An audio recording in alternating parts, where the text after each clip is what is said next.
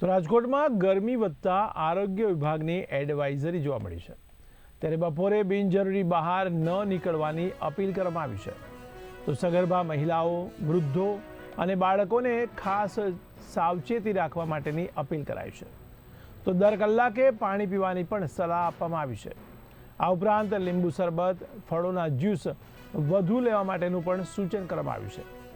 તો માથું ઢાંકીને આછા કપડાં પહેરવા માટે પણ અપીલ કરાઈ છે. તો BRTS સ્ટેન્ડ પર કુલર અને પાણીની પણ સુવિધા મૂકવામાં આવી રહી છે. રાજકોટ મહાનગરપાલિકાની આરોગ્ય શાખા દ્વારા હીટવેવ રિલેટેડ ઇલનેસથી લોકો બચી શકે અને ખાસ કરીને આગામી દિવસોમાં ઉનાળાને કારણે ગરમી વધવાની શક્યતા છે, તો ગરમીને કારણે થતી આડઅસરો આપણે અટકાવી શકીએ ઉમદા હેતુ સાથે એક એડવાઇઝરી પબ્લિશ કરવામાં આવી છે.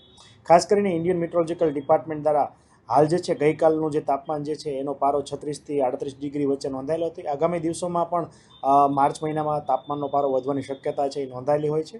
ખાસ કરીને ફોરકાસ્ટ પ્રમાણે જોવા જઈએ તો IMD મુજબ ફોરકાસ્ટમાં તાપમાનનો પારો વધવાની શક્યતા હોય. લોકો જે છે એ તકેદારી અથવા જાગૃતિ કેળવાય એના માટે જે છે એડવાઇઝરી પબ્લિશ કરવામાં આવી છે.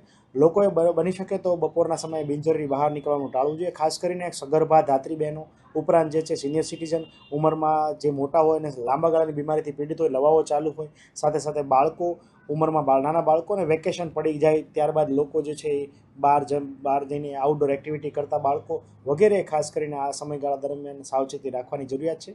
બની